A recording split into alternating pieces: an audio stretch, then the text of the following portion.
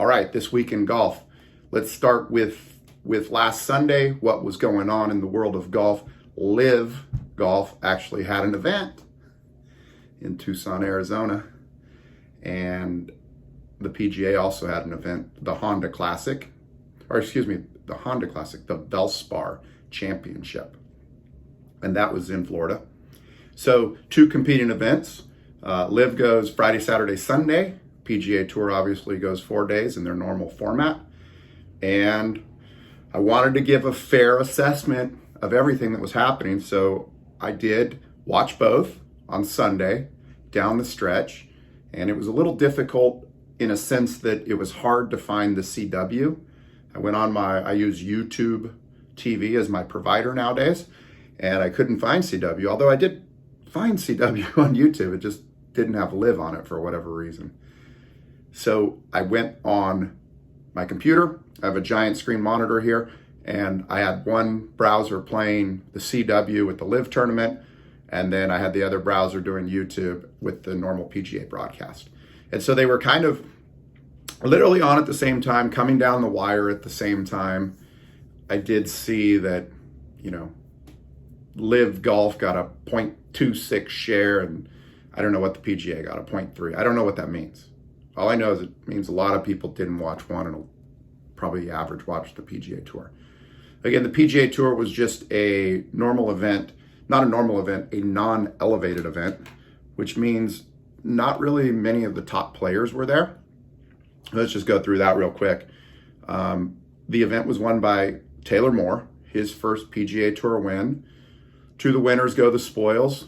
Homie gets to go to the Masters and gets exempt for the rest of the years, gets to be in the PGA Championship, gets all the things that go with it. And this is the thing that I was talking about the last few weeks, and I keep harping on about why I think the PGA is a superior product at this point, because they have the Korn Ferry Tour, because they have all these field players, and then because they have the elevated events now, which will be the top 75.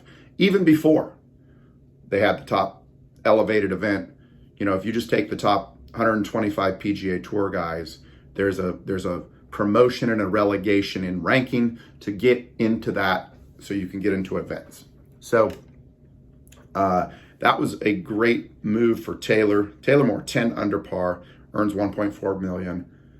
Adam Schenk is second. Tommy Fleetwood and Jordan Spieth tied for third. Wyndham Clark, Sam Burns. That's basically your top 6. So Fleetwood's playing a lot better.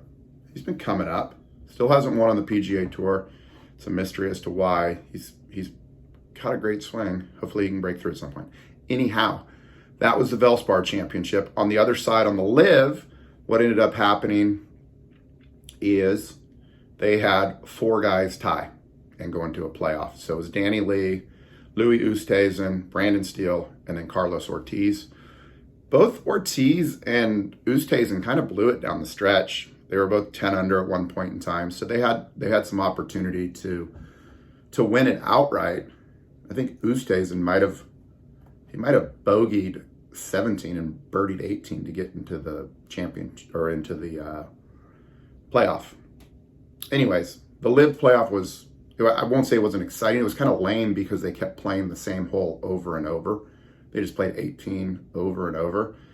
And I think Danny Lee either won it on the 3rd or the 4th go around. Certainly he had a putt to ice it. He had about a 6-footer for birdie, would have won it, and he missed. So then they go and they play the hole again. And then dude makes a putt he was like 15 feet off the green, but he putted it and he sunk it. So $4 million, 4 large to him. The other 3 guys that tied each split $1.5 million, and that's it. In other LIV news, there was a players meeting or something, and blah blah blah. We got to play in 14 events, not 10. But who cares? I don't feel sorry for millionaires. But the big news that came out, not the big news, but they said they're going to start selling franchises.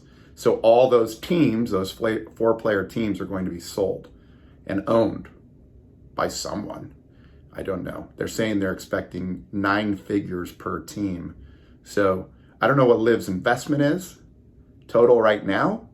And I don't know what, if you took all the teams, I think there's probably 20 teams and times that by 9 figures, seems like a lot of money. I don't know if that's going to repay them back for what they put into it so far, but that would be a nice chunk of change. And then I don't know who's going to own these teams.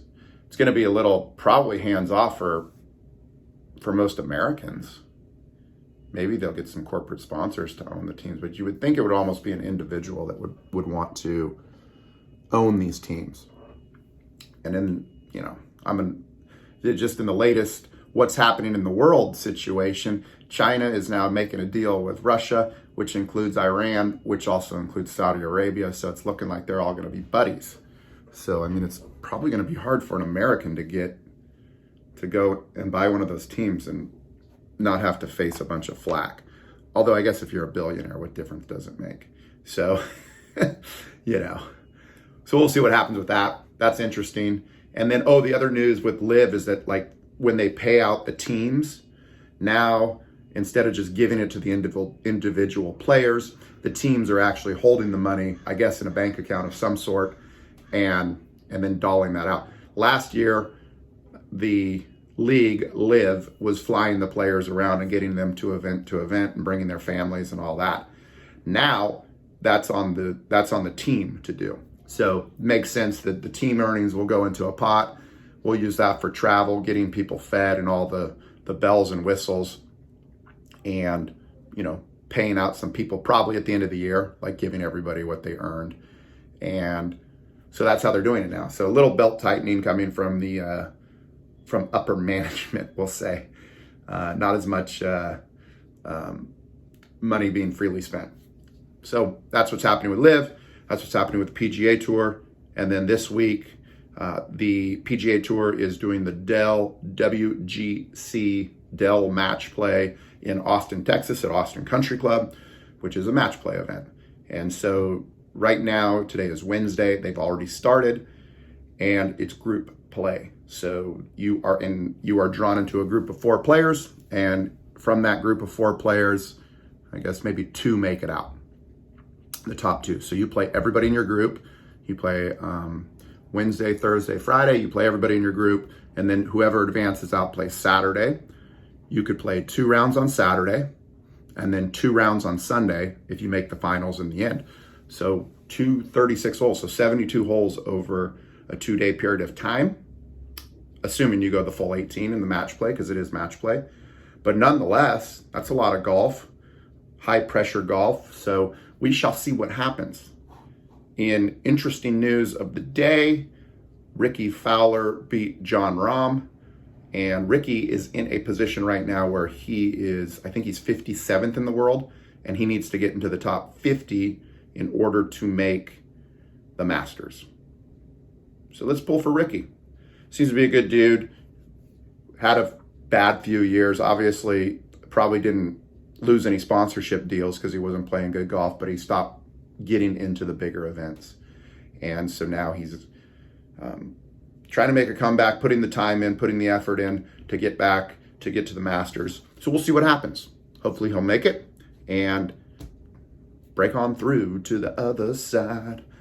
So that's what's happening in golf this week.